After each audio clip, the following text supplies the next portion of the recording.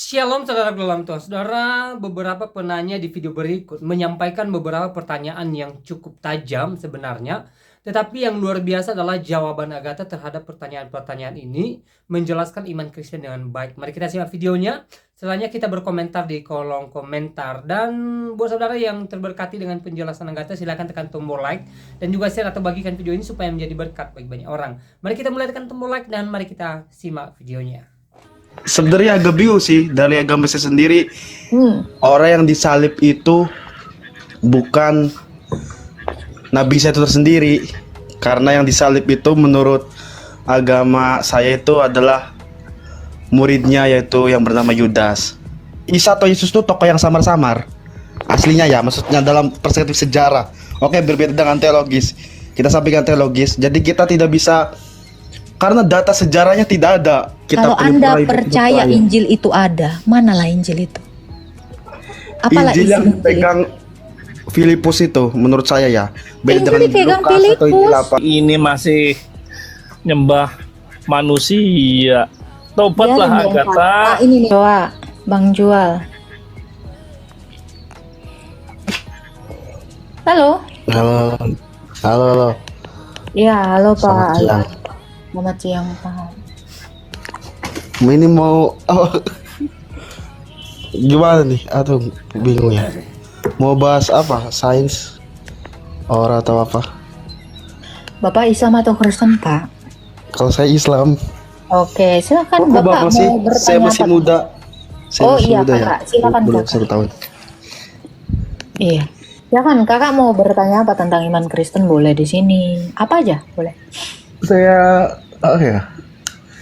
kalau pertanyaan mungkin masih menjadi perdebatan apakah Nabi Isa itu adalah Yesus, yang masih menjadi perdebatan. Dan saya pun mau mendengar dari agama sebelah apakah mereka itu satu tokoh yang sama atau berbeda. Seperti itu. Dari perspektif Bang Jual Kecoa gimana? Kalau nih ya oke. Kalau menurut saya mereka sebenarnya agak bingung sih dari agama saya sendiri.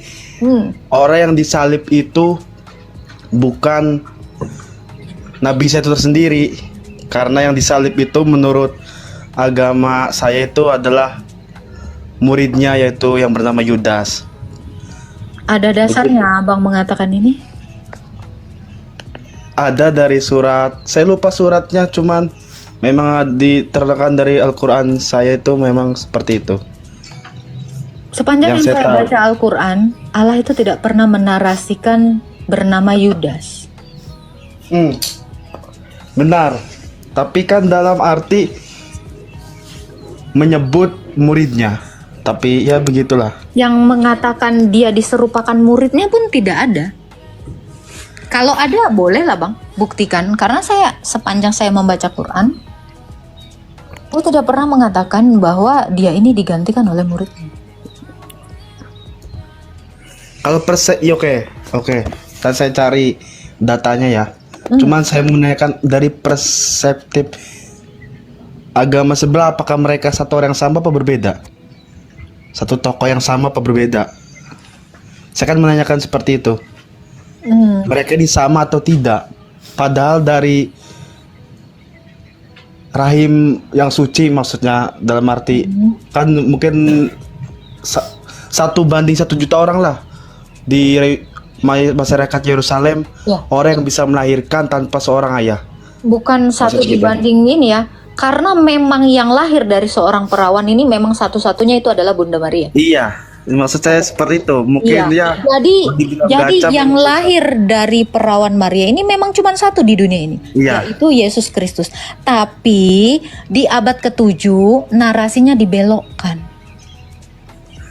Dikatakan tidak disalib. Kenapa? Ya karena tidak pernah ada orang di abad ke-7 yang menyaksikan itu. Siapapun saksinya, itu tidak ada di abad ke-1. Makanya boleh saja Isa ini atau Yesus ini merujuk kepada satu orang, yang satu yang benar. Nah, yang menjadi PR adalah untuk teman-teman Muslim, terutama Bang Kecoa, adalah mungkin tidak Abang percaya narasi yang mengatakan Isa atau Yesus yang diserupakan ini terhadap orang yang tidak pernah melihat dengan mata kepalanya. Abang bisa percaya nggak narasi orang di abad ke-7 yang tidak menyaksikan, yang nggak pernah hidup di zaman itu, yang nggak ada saksinya? Abang percayai dengan pernyataan bahwa Isa ini diserupakan dengan muridnya, atau Yesus ini diserupakan dengan muridnya. Karena tidak ada omongan di abad 1, tidak pernah ada yang berkata Yesus itu diserupakan. Selama 7 abad, bayangkan 600 tahun lebih tidak ada yang mengatakan Yesus itu diserupakan dengan muridnya. Kan benar kan, ini kan maksud saya yang saya tanyakan. Oke, kalau memang dari sebelah memang berbeda, cuman ini pandangan saya tuh dari agama saya pun mereka itu lahir maksudnya dari perawan suci gitu ya.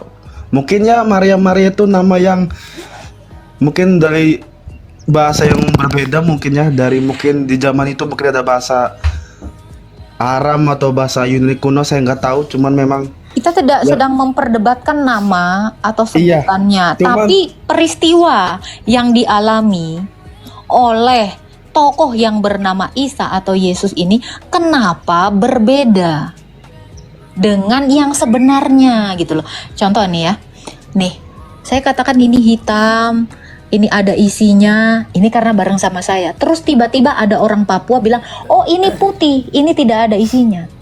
Logikanya seperti itu ya. Mungkin tidak abang percaya dengan orang Papua sana yang mengatakan ini putih, sementara dia tidak pernah melihat ini, dan ini tidak berisi.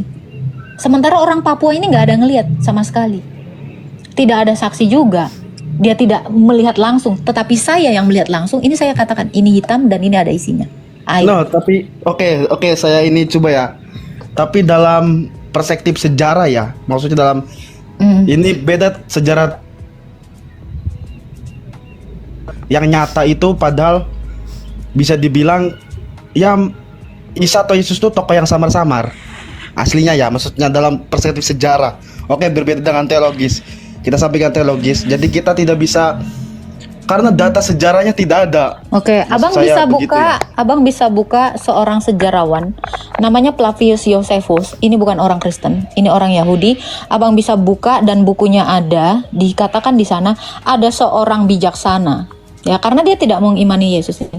Flavius Josephus ini mengatakan ada seorang bijaksana yang mati pada hari Jumat lalu bangkit pada hari Minggu. Jadi kalau Anda mengatakan dalam perspektif sejarah ini tidak ada, banyak sekali. Tacitus. No. Loh, Anda coba dulu cari tahu dulu supaya oke. Supaya Anda juga tidak menjadi buta sejarah. Saya ini orang yang misalnya suka, ibaratnya saya belajar ya dari beberapa agama memang. Cuman menurut saya bukan sebuah apa ya, yang kuat gitu, bukti yang kuat gitu menurut saya. Loh, Anda karena tadi bilang dalam kan bukti sejarah, ada bukti sejarah. Iya. Oke, cuman menurut saya itu hanya mungkin cerita ya. Loh, sejarah itu bukan cerita, Pak. Sejarah itu adalah peristiwa yang benar terjadi lalu dituliskan. Saya tahu, cuman memang itu ibaratnya orang nulis gitu, cuman dia tidak memberikan contoh apa fakta-fakta yang ada gitu. Makanya saya bilang kalau Anda mau melihat sejarah, sejarah itu tidak berbohong. Kalau Anda mengatakan sejarah berbohong, kitab kami berbohong, lalu bagaimana dengan kitab Anda? Karena ya saya percaya memang Injil itu ada, karena menurut saya Al-Quran kalau Anda itu percaya Injil itu sempurna ada. Ya. Kita itu adalah kitab kalau Anda penyempurna percaya hidup Injil itu ada, manalah Injil itu? Apalah Injil isi yang Injil pegang Filipus itu menurut saya ya. Beda Injil dipegang Filipus.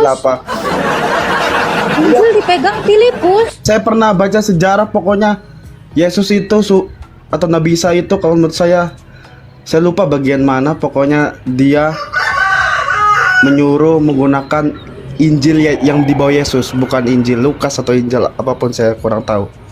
Tapi saya pernah baca sih. Baca di mana, Pak? Baca di mana?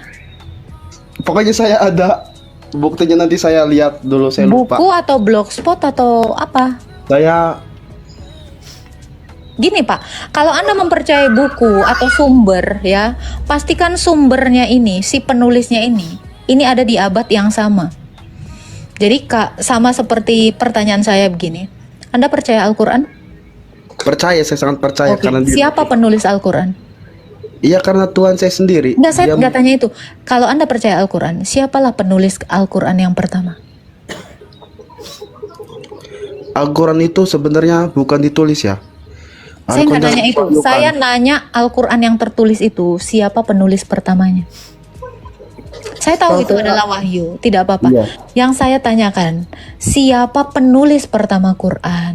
Dan adakah penulis ini mengatakan dia adalah penulis Quran pertama? Tidak ada. Ya sudah.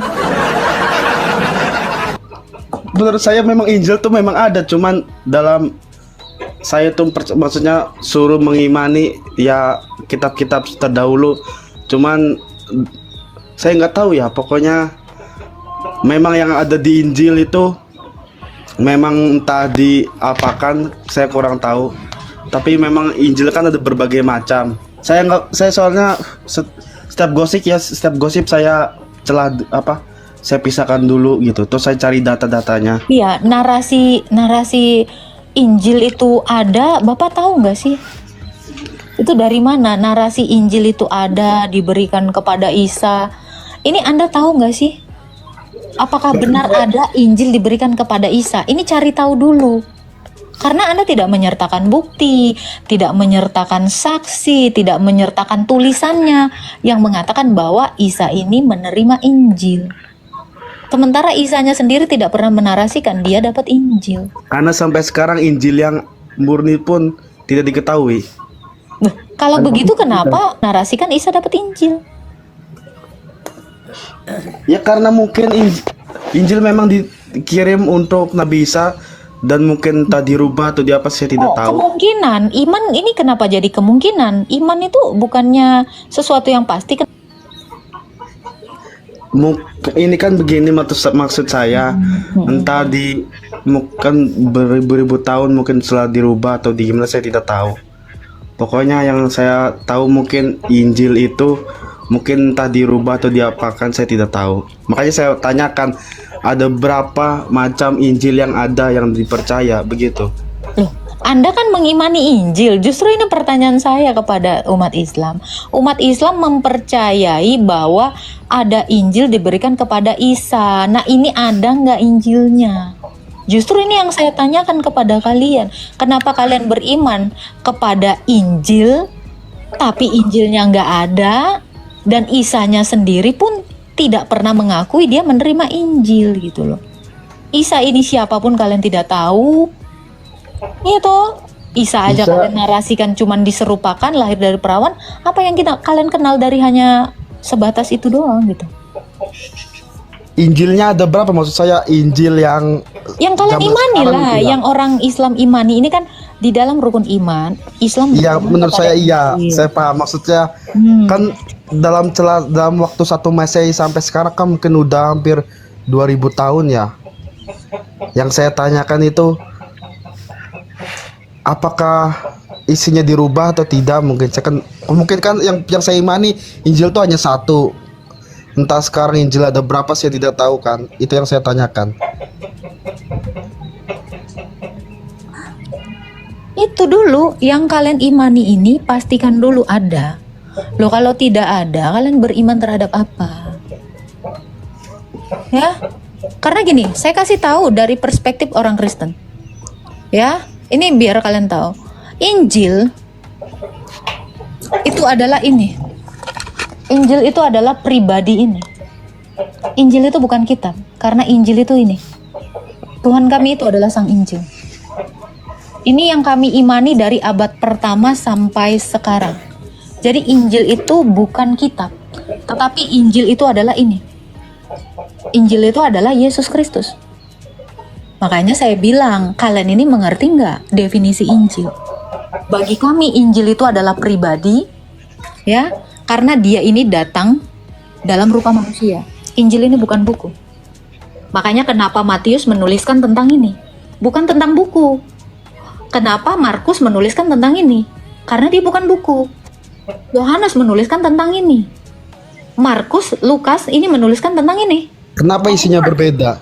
Bukan isinya berbeda, karena Injil itu adalah pribadi Yesus.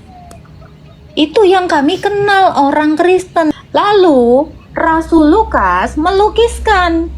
Nih saya kasih tahu, Rasul Lukas menuliskan Yesus ini adalah sang pencipta dengan cara menggambarkan seperti ini karena dia menciptakan manusia itu dan namanya di sini. Nah, Rasul Lukas melukiskan ini karena Yesus ini adalah pencipta. Dan kami semua adalah ciptaannya Yesus dan nama kami ada di dalam kitab kehidupan. Ini kitab kehidupan. Nah itu, makanya kalian beriman kepada Injil yang dibawa Isa karena Injil itu adalah ini kitab kehidupan. Nah, ini saya kasih tahu, inilah iman orang Kristen. Injil itu adalah Yesus. Kalau kalian melihat ini, bukan artinya Yesus bawa Injil. Ini sang Injil yang menciptakan manusia. Ini dia. Di sini nama-nama yang diciptakannya.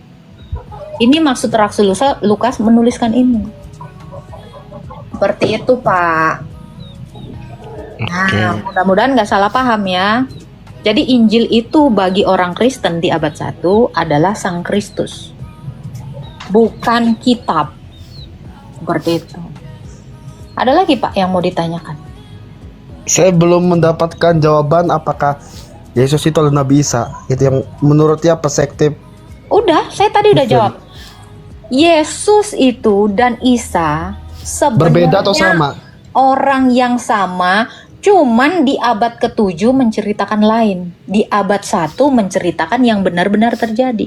Seperti ini tadi saya bilang. Ini adalah botol yang sama, tapi orang Papua bilang ini warna putih, saya yang menyaksikan bilang ini warna hitam. Jadi merujuk kepada botol yang sama. Isa dan Yesus itu merujuk kepada tokoh yang sama, tapi di abad ke-7 mengatakan lain daripada yang sebenarnya di abad 1. Itu jawaban saya. Padahal mereka adalah pribadi yang sama menurut saya ya. Iya, kayak Bapak nih ngeliat saya. Saya Agatha yang seperti ini. Tapi ada orang yang belum lah nanti ya, abad 7, bayangkan 600 tahun nanti bilang, "Oh, si Agatha itu hitam legam dan giginya mancung gitu." Kenapa? Karena dia nggak pernah ngeliat. Makanya dia menarasikan seperti itu. Tapi Bapak akan mengatakan si Agatha itu yang seperti Bapak lihat ini. Itu aja bedanya. Merujuk kepada yang sama, tetapi yang satu beda cerita.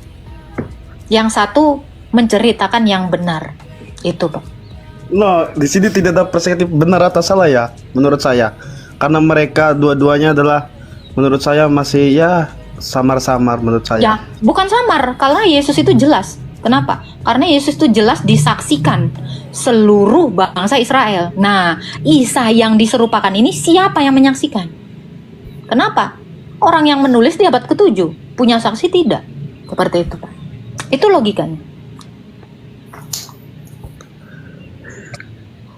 Coba, ada nggak orang di abad 1 yang mengatakan Yesus diserupakan? Tapi orang di abad 1 mengatakan ya, Matius, Markus, Lukas, Yohanes, semua muridnya itu menuliskan kitab dan mereka mengatakan Yesus itu disalib, mati, dan bangkit pada hari yang ketiga. Terlalu banyak.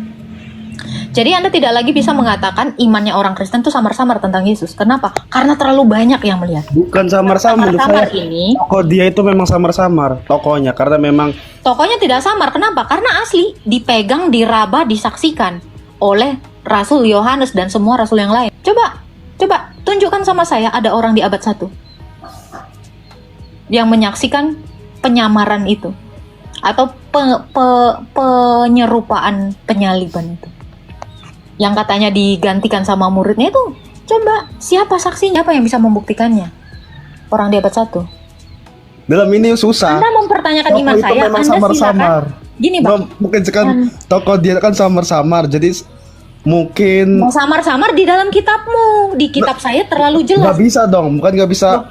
Mungkin Kalau kan kamu bilang samar-samar, Musa menuliskan tentang Yesus. Musa menuliskan tentang Yesus. Musa tidak Saya pernah kasih tahu. menulis Yesus ya.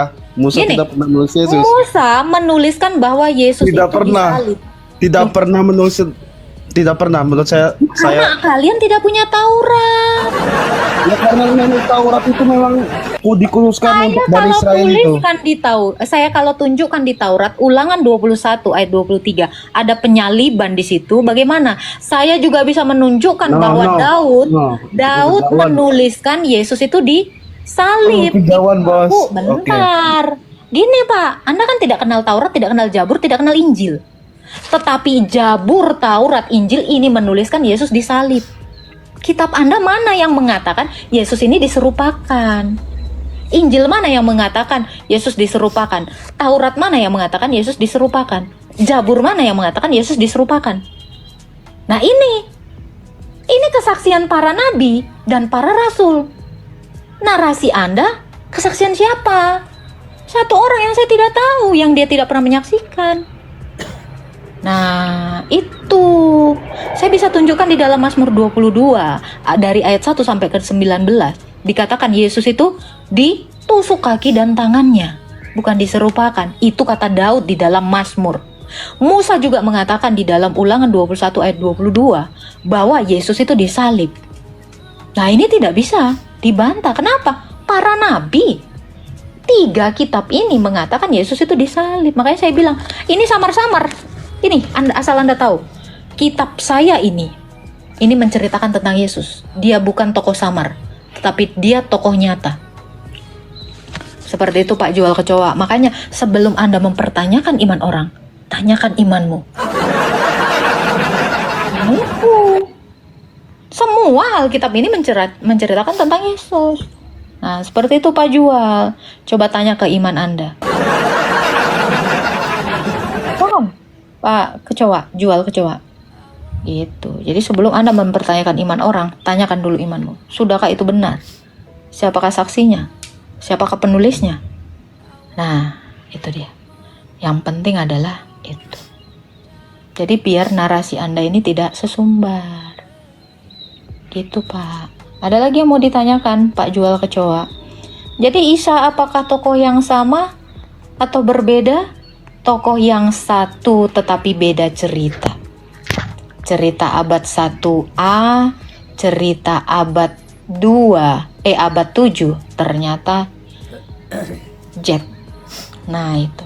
Merujuk kepada tokoh yang sama tapi berbeda cerita. Seperti itu Pak Jual Kecoa ya. Saran saya Anda cari tahu iman Anda. Nah, seperti itu ya Pak Kecoa ya. Jadi kalau Anda mau menarasikan sesuatu, silakan disertakan buktinya. Gitu Pak. Ada lagi yang mau ditanyakan Pak? Gitu ya. Pikirkanlah dulu iman Anda. Awas kena report. Iya. Silakan Pak Jual. Dia tidak bisa. Iya, gitu ya teman-teman ya. Kita menghargai iman Anda, tapi silakan pertanyakan iman Anda. Jangan pertanyakan iman orang terus. Halo, Laode Filsafat. Halo, assalamualaikum. Ya, Waalaikumsalam Pak. Silakan Pak. Silakan, ada yang mau ditanyakan tentang iman Kristen? Mau tanya ini Bu. Halo. Ada Pak. Silakan. Ini mau tanya, di Alkitab ada nggak nama yang menceritakan Muhammad? Nggak ada. Nggak ada. Nggak ada. Orangnya belum ada kok diceritain. Satu ayat tuh nggak ada. Nggak ada Pak. Terus Yesus itu Tuhan nggak? Ya, Yesus Tuhan. Dari mana ayatnya Bu? Yohanes 13 ayat 13.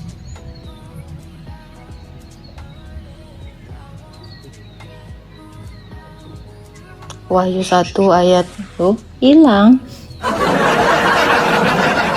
Saya menantikan debat panjang dengan Pak Filsafat. Lanjut dong Pak Filsafat. Namanya saya suka.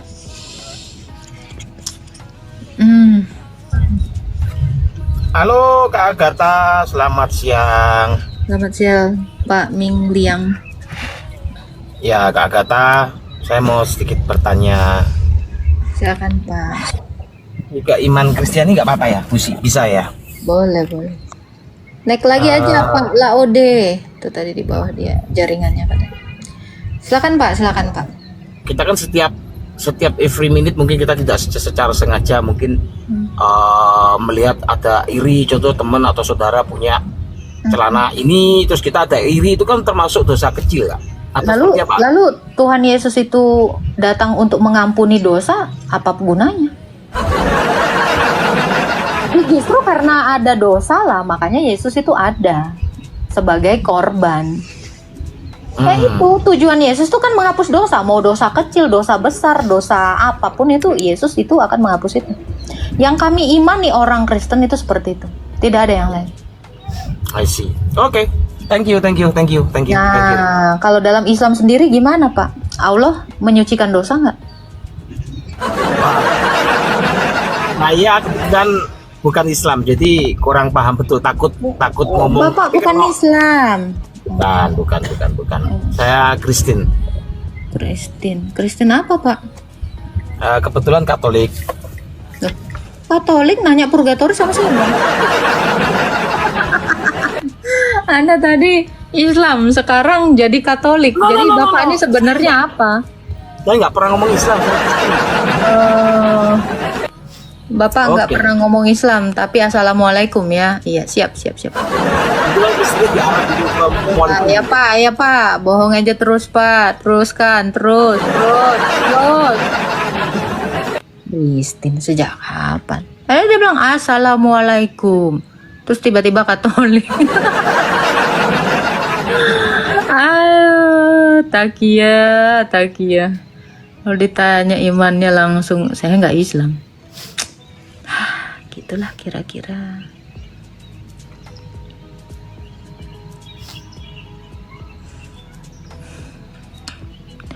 Halo, Alpati. Yang tadi Laode Filsafat kirim permintaan aja lagi. Silakan Pak, ada yang mau ditanyakan. Ini saya cuma mau bertanya, apakah antara pencipta dan yang diciptakan harus sama atau harus beda gitu? Apakah pencipta dengan yang diciptakan harus sama? Belum tentu. Belum tentu gimana gitu. Iya, karena Allah tidak mungkin. Dia itu seperti batu. Jadi Allah itu tidak sama dengan makhluknya, tetapi dia bisa menyerupai apa yang dia ciptakan. Jadi Allah bisa serupa dengan ada samanya, ada titik sama dengan kita. Dia bukan ada titik sama, dia bisa menyerupai manusia. Karena Bisa menyerupai ketika bisa dong. Kalau dia nggak bisa menyerupai, namanya dia bukan Tuhan. Iya.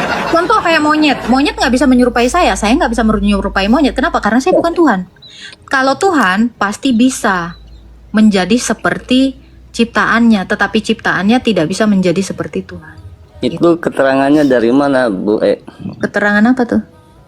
Ya, alasan dalil atau apalah. Oke, Kejadian 1 ayat 26. Baiklah kita menciptakan manusia ini menurut gambar dan rupa kita. Gitu. Itu dalil kok ketawa. Gimana? Kira-kira Tuhanmu bisa nggak menyerupai makhluknya, Pak? Kalau gini, kalau saya mah kalau menurut agama Islam ya, lam yalid walam yulad walam yakul lahu kufuwan ahad. Artinya? Ya, gitu. Allah itu tidak melahirkan dan tidak dilahirkan, dan tidak ada satu makhluk pun yang bisa menyerupai Allah lah gitu. Oke. Batu dilahirkan nggak, Pak? Logikanya gini, Pak. Logikanya kita begini. Kita bikin apalah, makanan lah. Kalau ibu-ibu suka bikin kue. Ya. Kalau kita bikin kue, otomatis kue yang bikin kita itu tidak ada samanya. Kita bikin Tidak ada. kue, Ya, terus kue. kue yang kita bikin itu pasti berbeda dengan kita. Ya memang iya. Terus Ya. hubungannya apa? Ya, terus yang dan kita juga tidak bisa bisa seperti kue karena kita itu ada pencipta. Karena kita itu tidak mampu. Bukan. Manusia tidak bisa menjadi kue karena manusia itu tidak bisa. Tetapi kalau Tuhan menciptakan manusia, dia bisa menjadi manusia. Kenapa? Karena Tuhan mampu. Gimana sih? Loh, sekarang ini, kalau Tuhan itu maha kuasa, dia mampu, maha segalanya. Ya berarti dia bisa, bahkan dia bisa menjadi kue. Tolok ukur suatu Tuhan ya. Kalau kita mengimani Tuhan itu maha kuasa, setidaknya dia mampu dulu, bos. Ya kalau dia tidak mampu, berarti dia tidak membuktikan dirinya Tuhan. Kan gitu. Saya ini tidak bisa membuktikan saya Tuhan. Kenapa? Saya tidak mampu jadi kue. Ya wis, kita tanya lagi. Kalau Tuhan mampu menyerupai manusia, berarti siapa yang manusia yang jadi Tuhan gitu dah? Mana ada manusia jadi Tuhan? Katanya tadi ada. Dia menjadi gini, kan Tuhan itu bisa menjadi manusia. Iya, Kalau siapa Tuhannya bisa itu? menjadi manusia, terus urusannya apa lagi? Iya, siapa? Ya dia tetap Tuhan dan dia tetap manusia, kan selesai. Jika Allah itu menjadi manusia, kemanusiaannya tidak merubah ketuhanannya, ketuhanannya pun tidak berubah oleh kemanusiaannya. Saya kasih contoh, Pak. Saya kasih contoh, Pak. Kalau ada emas masuk ke dalam lumpur, apa emasnya jadi lumpur? Nah, itu yang saya maksud. Ketika Allah menjadi manusia, keilahiannya itu tidak hilang. Tetapi keilahiannya tetap ada, kemanusiaannya ada. Itulah Yesus. Saya kasih contoh, emas masuk ke lumpur, emas tetap emas, lumpur tetap lumpur. Paham sampai sini? Ya, Al-Fatihah dulu. Gitu. Pertanyaan si Gio ini ibarat gini. Udah. Pakai ini, makanya saya bilang. Ya, saya nggak bisa jadi kue karena saya tidak mampu, bos. Kalau saya Tuhan, saya jadi kue, bisa. Mungkin nggak? Mungkin. Mungkin. Bagi Tuhan tidak ada yang mungkin. Bahkan unta masuk lubang jarum aja mungkin. Kenapa? Bisa jadi lubang jarumnya dibesarkan nama Tuhan.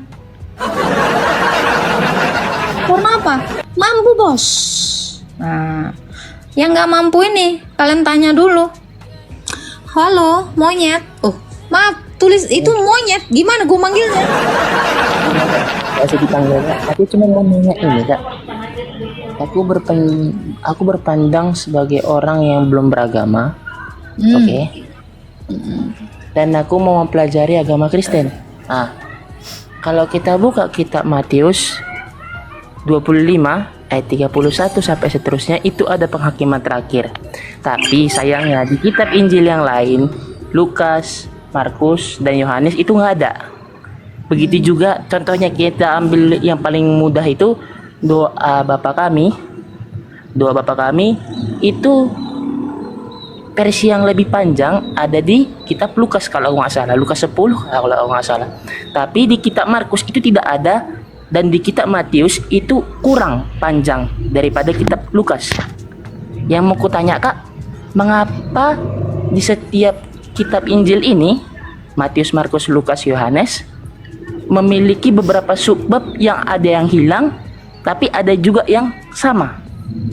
Kayak tadi yang hilang itu yang hanya ada di satu tempat, kayak contohnya tadi yang kita tahu Yesus menyembuhkan banyak orang sakit, itu hanya ada di Matius 15 ayat 29 sampai 31. Tapi kalau kita buka kitab Markus itu tadi, kita tidak menemukan doa Bapa kami. Dan jika kita buka kitab Lukas, itu kita menemukan doa Bapa kami, tapi versi yang paling panjangnya. Dan itu yang dipakai oleh gereja Protestan. Pertanyaannya, mengapa ini berbeda, Kak? Iya, kalau sama kan satu aja ditulisnya. Kalau Matius menulis yang sama dengan Markus, ya satu aja ditulis. Ngapain mereka keempatnya memberikan kesaksian yang sama? Ya toh, kan ini saya kasih tahu ya Bang ya. Matius, Markus, Lukas, Yohanes ini menuliskan tentang apa yang mereka saksikan. Jadi apa yang mereka saksikan, apa yang mereka dengar, itu yang mereka tuliskan. Namanya kesaksian. Kalau semuanya mirip, saya curiga Matius ini nyontek sama Markus, Markus nyontek sama Lukas, Lukas nyontek sama Yohanes. Makanya berbeda. Kenapa? Karena perspektif para saksi berbeda-beda. Tetapi semuanya, keempatnya itu saling melengkapi. Oh, Nah, ya kalau misalnya Matius nulis yang sama A, B, C kayak dihafalkan begini, gini. Ya ngapain jadinya 4 Injil? Bikin aja 1 Injil. 1 Injil bareng-bareng. Kan gitu. Iya, jadi Matius menuliskan apa yang dia saksikan, apa yang dia dengar. Lukas juga menuliskan apa yang dia dengar. Kalau dia dengarnya cuma setengah, ya itu yang dia tuliskan. Namanya kesaksian. Kesaksian itu justru kalau kamu ke pengadilan, kesaksiannya mirip semua 4 orang, hakimnya juga curiga. Kalian ini lagi janjian. Itu aja jawaban dari saya. Ada lagi yang mau ditanya? ya, cuman itu aja Kak. Karena sebagai orang Kristen, saya sendiri memang Kristen Kak. Cuman ini yang paling saya bingung kan Kak di Kristen. Kenapa ada berbeda? Dan itu Sudah tadi. mengerti? Sudah Oke, Kak. mengerti? Masih Kak. Ya, ada lagi Bang? Nggak ada. Gitu. Soalnya kitab kita ini kesaksian banyak orang. Kalau satu orang namanya bukan saksi. Kalau satu orang namanya asumsi. Ya, ada yang mau ditanyakan, Pak? Silakan, Kak. Ya. Saya dari Kristen Katolik ya. Katolik Kak. Saya ingin bertanya Kak, yang saya tahu menurut Alkitab ya secara keseluruhan Tuhan kita itu yang benar Tritunggal ya Kak, yang saya tahu menurut Alkitab. Tapi bagi agama Protestan kan oneness. Kalau kita kalau Katolik percaya Tritunggal, itu yang benar, dan menurut Alkitab juga Tritunggal yang benar ya Kak. Atau gimana Kak? Orang Kristen Protestan, Ortodoks, semuanya itu percaya Allah Tritunggal. Jadi kalau Anda mengatakan Protestan itu tidak Tritunggal, ya salah. Protestan itu Tritunggal. Makanya mereka mengimani pengakuan iman rasuli. Di dalam pengakuan iman rasuli itu adalah pengakuan iman Allah kita, yaitu dikatakan bahwa orang Protestan itu percaya Tritunggal. Jadi jangan dibilang Iya Kak, soalnya kemarin saya kan sempat sering ya nonton live-nya Mikana. Kalau Mikana nggak percaya Tritunggal Kak. Mikana ada beberapa orang ya dari Kristen sejati, mereka ngakunya dari Kristen sejati, Kristen Protestan Kak. Mereka nggak percaya Tritunggal gitu. Mereka sering bikin room juga untuk menghilangkan dogma Tritunggal gitu Kak. Kalau Anda bilang Protestan, Mikana itu bukan Protestan. Jadi kita itu kalau mau mengatakan Protestan itu tidak percaya Tritunggal, berarti Anda mengatakan dalam jumlah banyak. Mikana itu adalah oknum.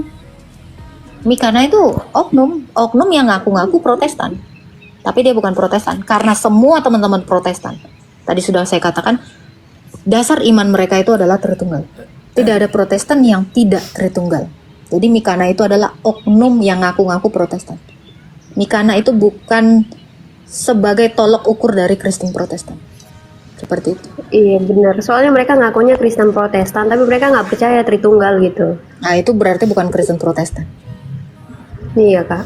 Iya, karena baik Protestan, Katolik, Ortodoks itu percaya Allah Tritunggal. Seperti itu Kak Vira. Iya berarti semua sama ya, Katolik juga percaya Tritunggal itu yang benar ya Kak. Betul. Ada lagi yang mau ditanyakan Kak Vira? Cuman itu aja sih Kak yang pengen saya tanya. Makasih ya. Ya, Tuhan memberkati Kak Vira. Amin. Tuhan Halo memberkati juga ya. Agatha.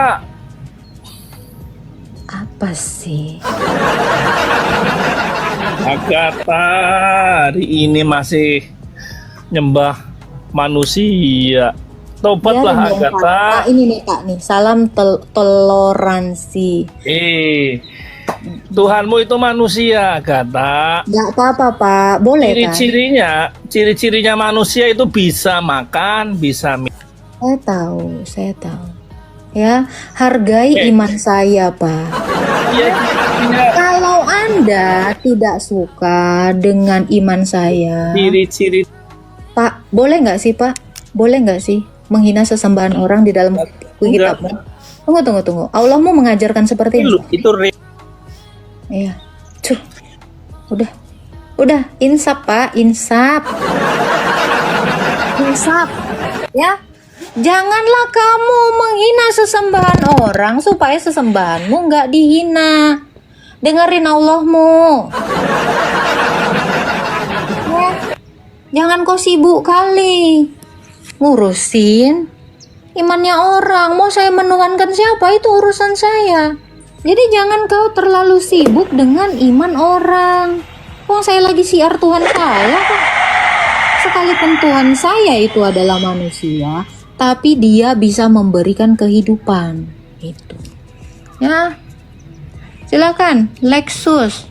Iya, shalom Kak Agatha. Tadi aku nggak seneng ada orang yang fitnah Protestan bilang oneness gitu loh. Kan nggak semua Protestan. Kejar dia, Bang. Kejar. Kejar dia, Bang. Enggak. Tadi kan udah saya jelaskan ya, Protestan itu menyembah Allah Tritunggal. Tadi sudah saya bilang kan, Mikana itu tidak Protestan. Ya, dia ngaku-ngaku Protestan. Gitu ya. Tenang aja Pak. Saya bela. Beta janji, beta bela untuk selamanya, gitu ya. Dogma orang Protestan itu adalah Tritunggal, gitu ya. Nggak apa-apa. Kakak tadi tuh cuman kaget aja nengok Mikana. Ya nggak apa-apa, boleh-boleh aja, sah-sah aja. Tenang, selagi saya ada di sini, Protestan itu, Katolik itu, Ortodok itu semuanya murid Yesus. Mau percaya atau tidak, itu kenyataannya, gitu ya. Beta janji.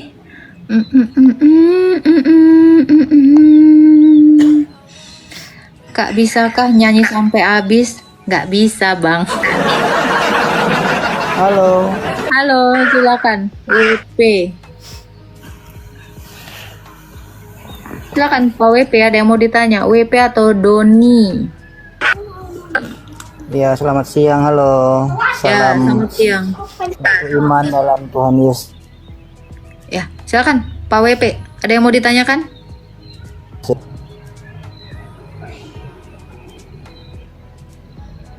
Halo, Pak WP. Macet, Pak. Macet. Pak WP. Miku.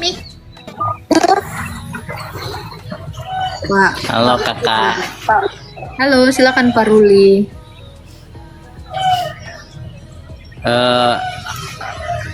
Itu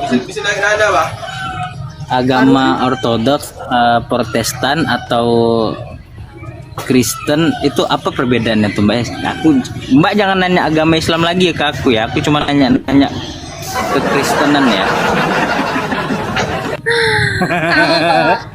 Apa Pak? Yang mau tanya apa? Saya nggak mau menyatakan perbedaan di sini, persamaan yang mau saya katakan.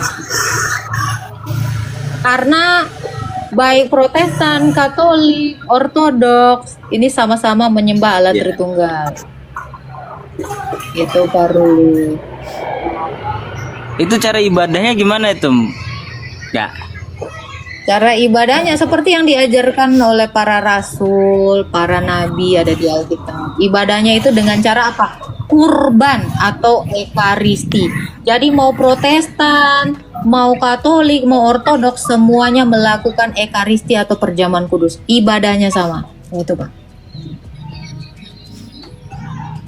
Oh gitu. Jadi kayak maaf Kak gini. Jadi kayak apa tuh kayak air suci itu sama aja berarti dia. Suci air suci hubungannya apa Pak sama air suci dengan ibadah? Tidak. Soalnya kan ayah angkat aku tuh dia Kristen ya. Setiap kali malam tahun baru itu dia ada kayak minum air suci gitu. Biar nggak apa-apa. Itu minum air suci bukan bagian dari ibadah Pak, karena ibadah itu adalah kurban. Gitu. Perjamuan kudus itu. Itulah ibadah sejatinya orang Kristen, orang Yahudi, dan semua manusia dari zaman perjanjian lama. Gitu. Oh jadi gitu. Jadi nah kalau gini nanya-nanya tadi kalau sama medis tadi agak lain rasanya. Dikekang kali ya gua. Oh jadi gitu perbedaannya Mbak ya. Berarti darah suci itu kayak tidak masuk di agama berarti ya. Darah suci. Apa? Air suci. Iya itu bukan ibadah. Air suci itu bukan ibadah. Pak ada Pak. Tempat Arif coba tanya Pak. Oh itu aja Mbak. Aku mau nanya itu aja. Siap. Tuhan memberkati Pak Ruli. Agatha mau Oke, nanya. assalamualaikum. Waalaikumsalam. Agatha mau nanya. Apa Pak? Iya, itu masalah apa namanya? Tumbal-tumbal itu apakah Yesus itu sama dengan penumbalan kayak kalau dukun kan kalau mau kaya itu menumbalkan anaknya. Nah, si Yesus itu kan dia ditumbalkan juga, sama nggak itu? Udah nggak nyambung kok. Udah. Selamat pagi. Selamat sore, Shalom. Ya, salam Pak Doni. Ada yang mau ditanyakan Pak Doni? Iya, ini saya ingin menanyakan ke Mbak Agatha. Ini masalah mendengar suara Tuhan. Dalam arti kata itu pergerakan hati itu sama feeling itu beda tipis atau gimana? Pergerakan hati sama feeling. Enggak, mendengarkan suara Tuhan yang bukan suara tapi dari pergerakan hati. Itu apa beda tipis dengan feeling kita gitu loh? Mendengarkan suara Tuhan, maksudnya Iya. Tuhan tuh bersuara gitu. Enggak, mendengar suara Tuhan yang kita rasakan dari gerakan hati. Maksudnya gitu. Kalau dikatakan kita mau mendengarkan suara Tuhan, sebenarnya suara Tuhan itu sudah dituliskan. Iya. Karena ini adalah suara Tuhan yang ditulis para nabi dan para rasul. Gitu. Jadi Bapak mau mendengarkan yang mana lagi? Apa Bapak mau mengira bahwa Tuhan itu bisik-bisik lagi sama kita? Karena Tuhan itu sudah menyatakan dirinya, bukan bersuara lagi. Dia sudah menampakkan dirinya, menyatakan dirinya di hadapan manusia. Jadi Allah kita itu bukan bayang-bayang lagi. Allah kita itu sudah nyata. Gitu. Kalau feeling ya, saya juga kadang-kadang feeling so blue gitu ya. Agak-agak sakit, agak-agak nggak enak lah. Berbeda gitu. Jadi ini orang Kristen saya kasih tahu ya. Orang Kristen kalau mau mendengar suara Tuhan ini dibaca. Karena ini adalah suara Tuhan yang didengar para nabi dan para rasul yang sudah dituliskan. Jadi nggak ada lagi tuh bisik-bisik.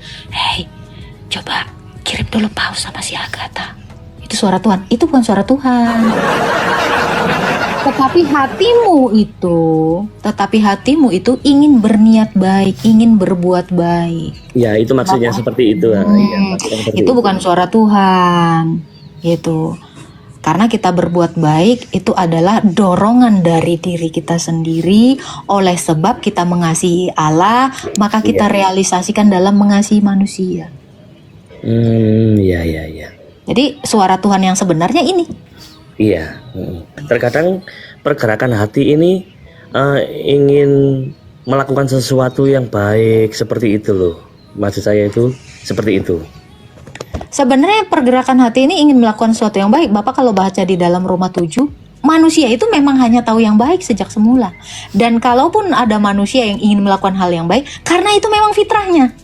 Karena sejatinya manusia itu memang diciptakan baik. Jadi ada rasa baik, perbuatan baik, feeling yang baik di dalam hati manusia karena memang kita itu diciptakan demikian. Dan ketika manusia itu berpikiran jahat, merasakan hal yang jahat, itu adalah pelencengan. Jadi kalau dikatakan manusia itu ada yang berbuat baik, ya itu memang fitrahnya. Itu sejatinya manusia sebelum kita jatuh ke dalam dosa. Gitu. Jadi semua manusia itu memang baik karena Allah menciptakan manusia itu baik. Tidak ada Allah menciptakan manusia itu jahat. Tetapi kejahatan itu adalah upaya memberontak hati nurani kita sendiri. Ya. Gitu. Iya. Gitu. Jadi bedakan suara Tuhan dengan feeling, perasaan kita. Gitu. Ya mesti yang saya alami itu ketika saya mendengar firman, sering mendengar firman, itu pergerakan hati itu kayak ingin melakukan seperti itu. Bukan pergerakan hati ingin melakukan, harus melakukan. Harusnya. Rule-nya adalah kita melakukan itu. Tetapi kan keinginan daging kita menolak, ingin melawan Allah. Gitu. Jadi memang harusnya kita itu melakukan apa yang diperintahkan Tuhan. Iya. Tetapi karena ada kehendak bebas tadi, sehingga manusia itu kadang tidak mau mendengarkan suaranya Allah, tapi lebih mendengarkan keinginan daging kita. Keinginan daging, iya. Sebab keinginan daging adalah melawan Allah. Oh, iya, benar. Ada lagi Pak yang mau ditanyakan? Oke, terima kasih. Ya, Bibil pun ada tuh, ada Bibelku. Iya, di Bible juga ada. Tapi Iya, Tuhan tapi kurang manusia akurat. Kurang akurat di ini Bibel. Bapak bisa bahasa Indonesia nggak? Kan nggak ada. Yesus mengatakan, akulah Tuhan, akulah Allah, sembahlah aku. Tidak ada Tuhan lain, akulah Allah. Kan nggak ada. Ada. Saya pun mualaf loh. Oke, ada Yang Keluaran. hanya mengakui Oke, sabar. di sabar. Yohanes 13. Bukan. Keluaran 20 ayat 1 sampai 3. Apa bunyinya? Bisa dibuka kan, Mut? Gue lagi jaringan gue lagi jelek. Nih aja. Ada Alkitab aku aja. Adalah justru itu pernyataan Tuhan Yesus yang ditiru agama berikutnya. Oh ya? Nah, justru ini. Nih. Ada ya. Nih ya. Ini kata Yesus, firman Allah ya. Lalu Allah mengucapkan segala firman ini. Akulah Tuhan Allahmu yang membawa kamu keluar dari tanah Mesir, dari tempat perbudakan. Jangan ada padamu Allah lain di hadapanku. Ini. Jadi kalau kamu bilang, mana Yesus mengatakan ini? Ini. Jadi dari di zamannya Musa dia sudah mengaku dirinya Allah. Ini kepada Musa dia mengatakan ini, kepada bangsa Israel dia mengatakan ini. Itu di perjanjian lama tidak ada disinggung nama Yesus. Itu merujuk pada Ini siapa? dikatakan firman. Ya, Allah mengucapkan firman-Nya. Kita lihat Yesus itu siapa? Gitu, Bang. Jadi di sini bukan kayak anak TK yang kayak letterlek kayak orang norak gitu loh. Nih. Jadi harus tulisan kayak anak-anak kecil. Nih ya dikatakan Yesus nih. Aku adalah Alfa dan Omega. Firman Tuhan Allah. Yesus itu firman Tuhan Allah. Ini dikatakan apa? Allah mengucapkan firman-Nya ini. Firman-Nya itu dia ini. Sendiri yang ngomong. Nah. Jadi dia firman tapi menerima firman. Gimana itu maksudnya itu? Dia sang firman. Tapi menerima firman. Pertanyaan saya Pak. Yang bisa mengutus malaikat itu siapa Pak? Ya Allah lah. Oh, masa sih Pak? Ya kan Allah yang menciptakan malaikat, menciptakan. Pertanyaan saya, yang boleh mengutus malaikat itu siapa? Ya Allah. Aku Yesus mengutus malaikatku. Oke. Di mana itu Yesus mengutus malaikat? Di perjanjian Kamu baru. tadi bilang, bentar, kamu tadi bilang apa? Yang bisa mengutus malaikat hanya Allah. Aku, Yesus, telah mengutus malaikatku. Terus gimana? Dia itu banyak sekali, Pak. Mengaku dirinya Allah. Ini. Kalau dia mengaku mengutus malaikatnya, siapa dia menurutmu? Siapakah dia menurutmu kalau dia bisa mengutus malaikat? Tapi nggak ada diakui Saya dirinya tanya Allah. Anda, tadi pernyataan Anda sudah jelas. Siapa yang bisa mengutus malaikat? Allah. Itu. Allah. Bye. Apalagi mau ditapi-tapiin? Apalagi yang mau ditapiin? Apa? Tapi apa? Tapi betul kan? Yesus mengaku dirinya Allah, toh? Ya udah, please jangan kayak anak PAUD ya. Aku Tuhan, sembahlah aku. Pak, kalau cuman ngaku-ngaku kayak gitu, saya bisa. Untuk membuktikan ada sulit. Ini namanya Mokondo. Mokondo itu selalu bilang apa? Aku mencintaimu, nanti kok aku nikah, aku kasih mobil. Tapi nggak pernah keluar mobilnya si Mokondo tadi. Ya kan? Mokondo itu nggak pernah dia mengaku dirinya itu ya nggak punya. Pasti mengakunya punya, tapi dia nggak bisa keluarin. Lagi naik lagi. Oke Pak, Tuhan Anda pernah mengaku dirinya Allah, sembahlah aku.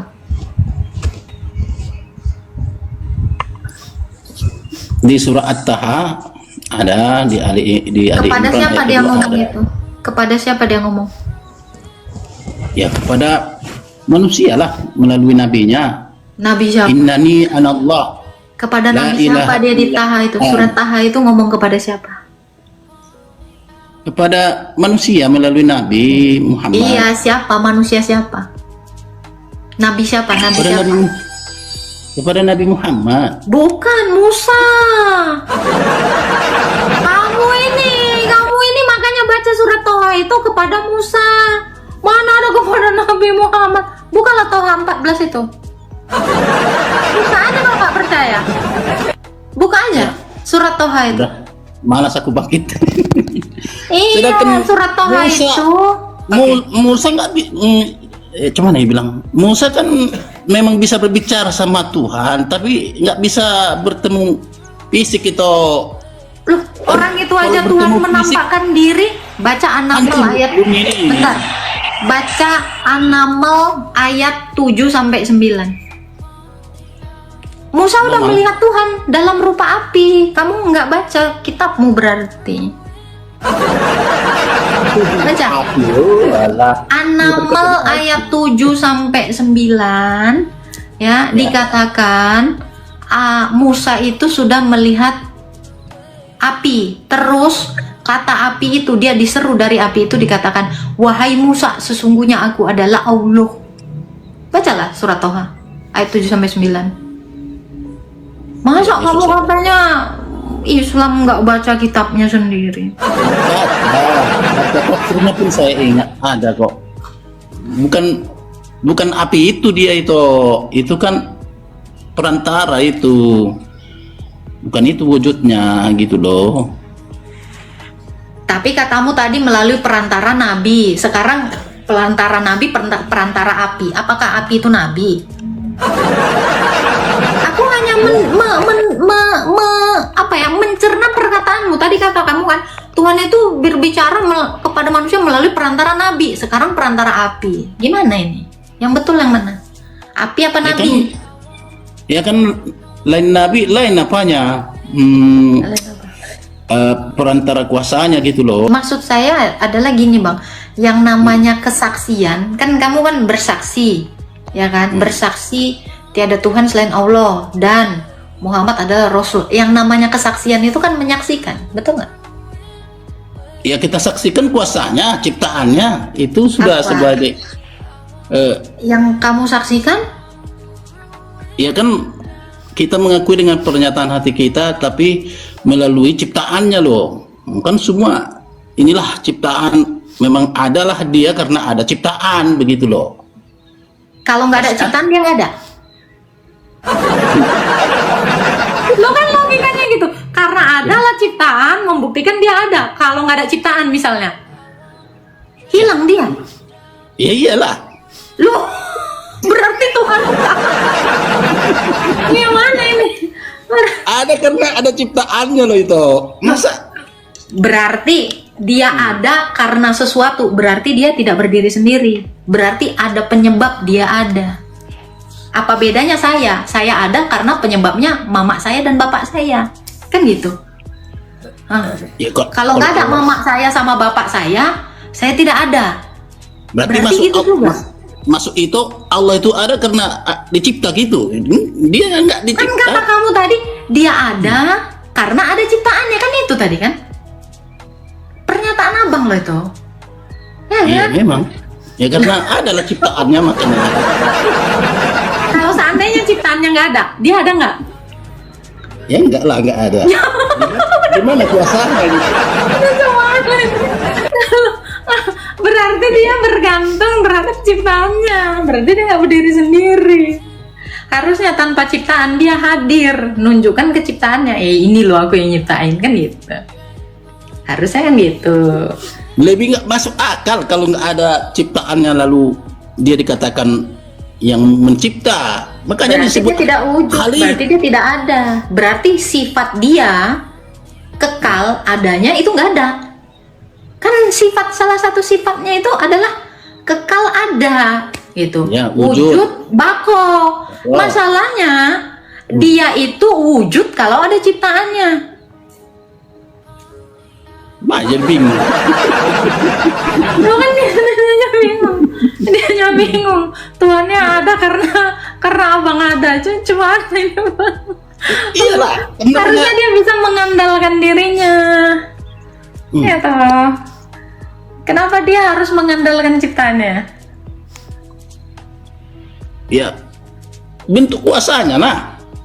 Bentuk Kalau ketidakmampuan itu bang.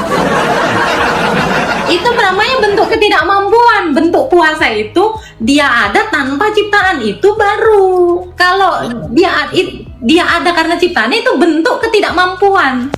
Ya, itu definisinya. Cemananya itu nggak ngerti aku. Dia ada cuman tadi toh. Dia ada tanpa ciptaannya, itu bentuk kuasanya. Dia ada tanpa ciptaannya. Iyalah, harusnya dia ada tanpa ciptaannya dong. Itu yang namanya dia qiyamuhu binafsihi, ya gitu. Jadi dia itu berdiri sendiri, al-qiyamah. Kalau dia namanya al-qiyamah, kalau salah satu sifatnya adalah al-qiyamah, berdiri sendiri, harusnya tanpa ciptaannya dia ada. Sekarang aku tanya bang, kita pakai logika. Kalau seandainya tidak ada Quran, tidak ada Muhammad, bisa nggak Allah menyatakan dirinya?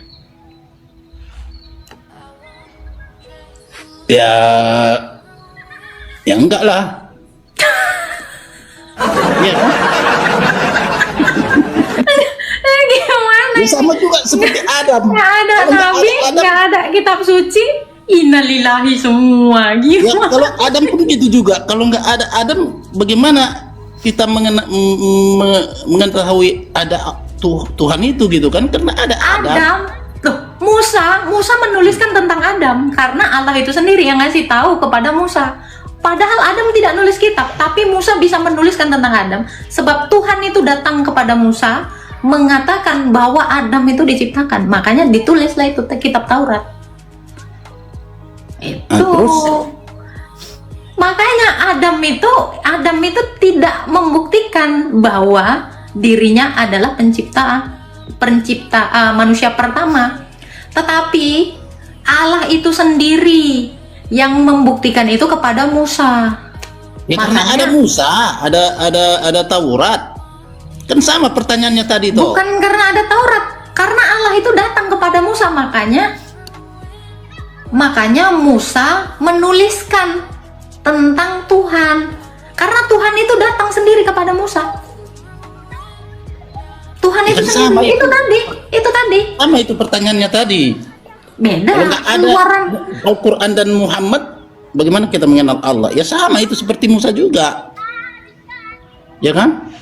Masalahnya Pak, Tuhanmu itu nggak pernah datang langsung ke dunia ini kepada Muhammad, tetapi Tuhan Yesus itu datang langsung kepada Musa, kepada bangsa Israel. Nanti itu udah ada ceritanya Musa minta bertemu Allah menjawab bumi ini tidak mampu menampung kehadiranku katanya. Kan berarti kamu nggak baca An-Naml, kamu cuma baca Toha, kamu tidak baca Quran yang lain. ada, Bible pun ada tuh, Bibelku. Iya, di Bible juga ada. Tapi Iya, Tuhan nggak kurang manusia akurat. ini. Kurang Ini, akurat di ini Bibel. Bapak bisa bahasa Indonesia nggak? Bisa lah. Bisa kan? Oke. Manusia tidak sanggup melihat Tuhan, betul? Tapi Tuhan sanggup menampakkan diri kepada manusia. Iya toh? Ketidakmampuan manusia. Ini bentar. Ini ketidakmampuan manusia. Tapi Tuhan mampu menampakkan diri kepada manusia. Sama nggak? Itu merendahkan keilahiannya gitu loh. Oke, merendahkan keilahiannya itu kayak gimana? Ya kalau dia berbentuk api atau berbentuk manusia,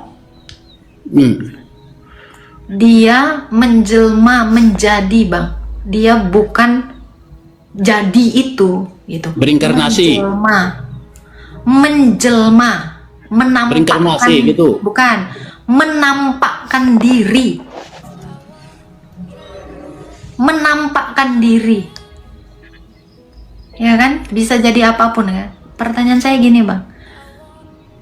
Bagi manusia mustahil, bagi Allah itu mustahil nggak? Ya nggak mustahil sih. Dia bisa berbuat, bisa. Kalau kita percaya tidak ada yang mustahil bagi Tuhan, kenapa kamu melarang Dia? Siapakah kamu sampai kamu melarang Tuhan? Melarang cemana itu? Loh, kamu bilang tadi gini, adalah suatu apa ya, merendahkan kalau Tuhan jadi manusia. Di mana ada Tuhan pernah berkata, aku rendah ketika aku jadi manusia? Ya kan udah menyalahi dari sifat itu tadi, laika maslih itu. Oke, sifat Tuhan itu siapa yang membuatnya? Manusia, manusia. Ya. Berarti manusia yang membatasi Tuhan. Kenapa? Manusialah yang mengarang-ngarang tentang Tuhan itu. Dialah yang menciptakan Tuhan itu seperti ini, seperti ini, seperti ini. Itu toh? Iya kan? Sesuai dari dalilnya. Di mana dalilnya yang mengatakan aku rendah kalau aku jadi manusia? Ya definisinya lah, dari definisinya diambil. Definisi apa? Ya definisi dari sifat kekuasaannya gitu. Oke. Kalau dia merendahkan dirinya, itu salah atau enggak? Secara logika. Ya kalau Tuhan sampai merendahkan berarti dia butuh manusia. Jadi kan Tuhan nggak butuh manusia, kita yang butuh. Iya karena abu dua, iya karena stain. Oke. Allah itu maha tinggi, betul? Ya. Kalau dia sudah yang tertinggi, ya, ini superlatif, mungkin nggak dia meninggi? Yang bisa dia lakukan secara logika adalah merendah. Karena kalau meninggi, artinya dia belum tinggi. Kalau dia maha tinggi, ya, kalau dia merendah, artinya dia tinggi. Betul nggak? Merendah. Iyalah.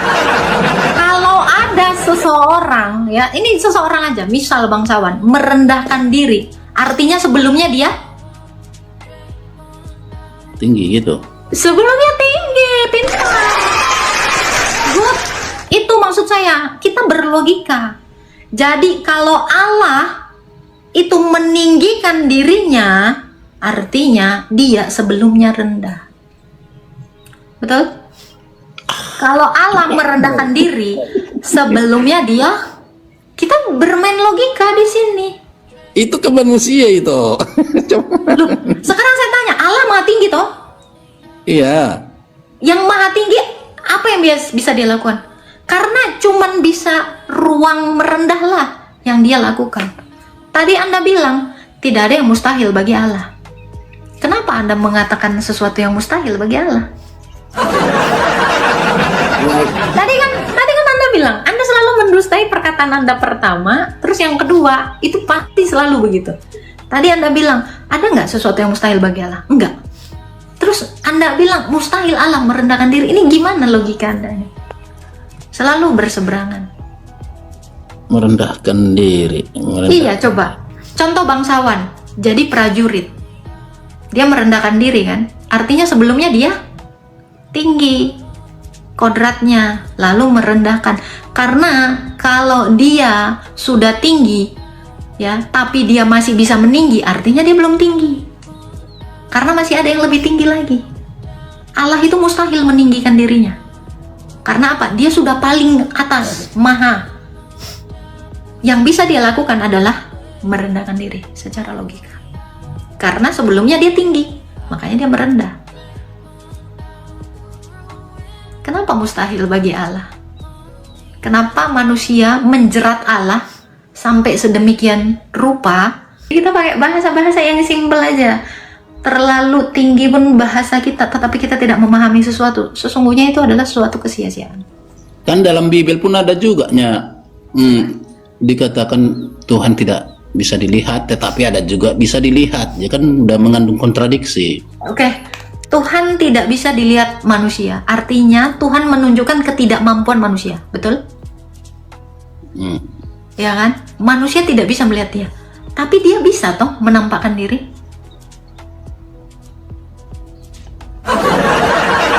Jadi kalau manusianya nggak mampu, kenapa kamu buat Tuhan jadi seolah-olah nggak mampu? Iya kan? Kalau Allah, Tuhan tidak bisa menampakkan diri, berarti Tuhan ini nggak mampu sama seperti manusia. Logika nggak? Gitu kan? Ini dua kata yang berbeda, ya. Manusia tidak mampu melihat Allah. Bukan sama artinya Allah tidak mampu menampakkan diri kepada manusia. Tidak. Ya toh. Itu jangan sama dengan. Di akhirat nanti nampaknya. Kalau nanti di akhirat nampaknya, berarti Allah kelihatan dong. Iya, tapi di akhirat. Berarti kelihatan dong Allah. Berarti kelihatan dong. Tapi nggak sekarang. Belum. Di akhirat. Belum. Tapi kelihatan dong. Kelihatan nanti. Jadi sebenarnya Allah kelihatan atau enggak? Ya kelihatan nanti. Jadi kenapa kamu bilang Allah tidak kelihatan? Berarti Allah kelihatan. Cuman bedanya Tuhanmu entar. Itu pun walau-walam. Tuhan saya saat itu. Bedanya. Jadi kalau nanti bukan itu Tuhanmu, menyesallah nanti itu. Loh, justru yang menyesal adalah ketika kamu belum pernah melihat Tuhan, tetapi sudah menuhankannya. Nanti janjinya kelihatan, tahu-tahu nggak kelihatan, lebih menyesal kamu. Iya kan? Dikasih janji, misal nih, kamu dijanjiin mamamu, nanti tak belikan motor. Tahu-tahu udah hari hanya, nggak kelihatan. Motornya nggak dibeliin, lebih nyesal. Mendingan, Nina, gua kasih motor, kelihatan jelas. Jadi sampai ke ujung kapan pun udah tidak ada penyesalan. Kenapa? Sudah fix, nyata. Sama seperti itu Tuhan Yesus itu menyatakan kebangkitan itu. Itulah yang dijanjikan kepada kami. Udah dinyatakan kebangkitan itu fix, berarti kami udah tinggal tenang, tinggal tidur nyaman aja karena udah pasti kebangkitan itu.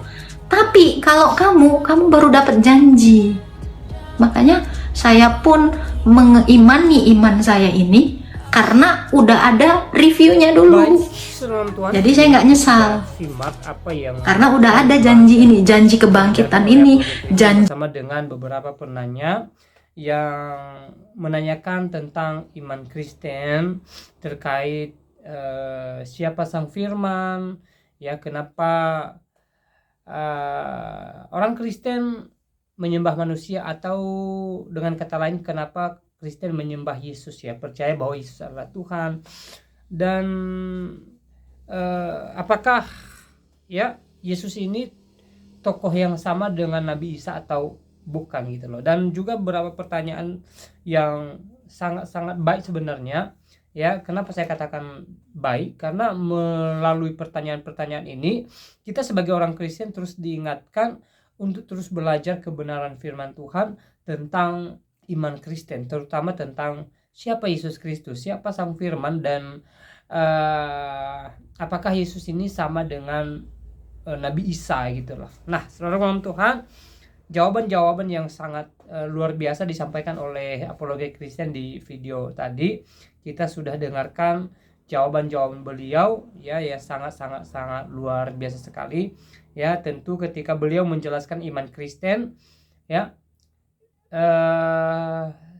ini menguatkan iman kita pastinya ya, memberikan kita pengertian-pengertian baru, dan kita terus diingatkan akan kebenaran firman Tuhan.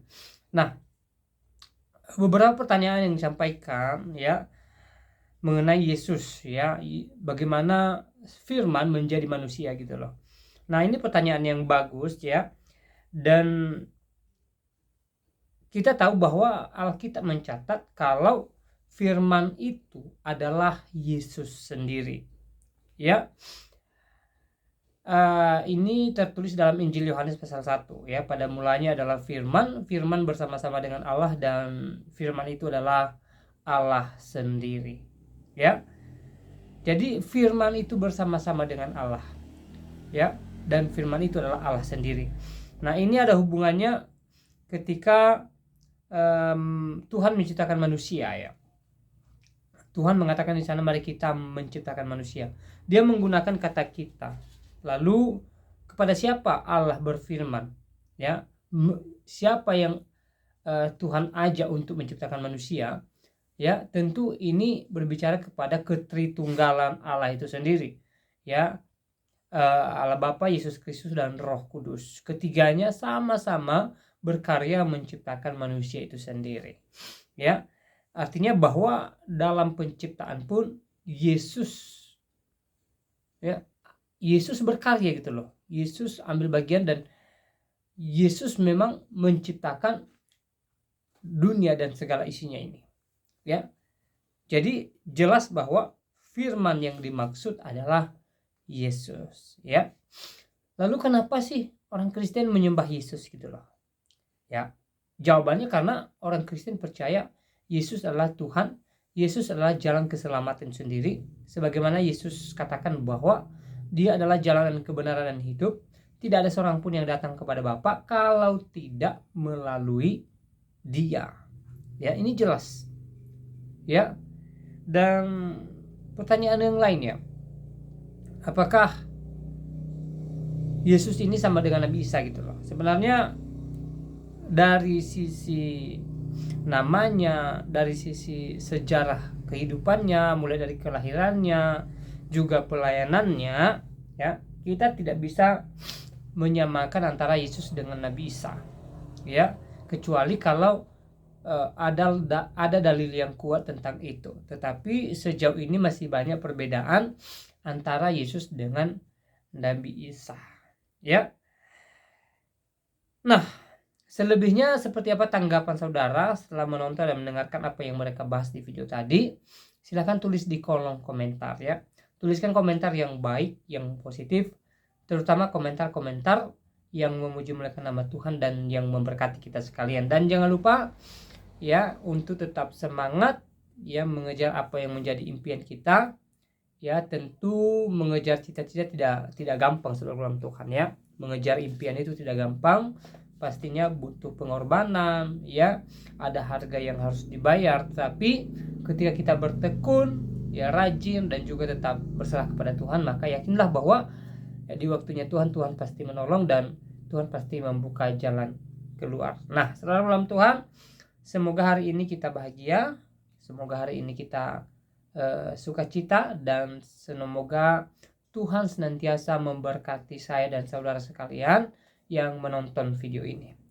Nah, saya sahabat Baik tidak terlalu panjang lebar menyampaikan pesan melalui video ini. Kiranya Tuhan Yesus memberkati kita semua. Shalom.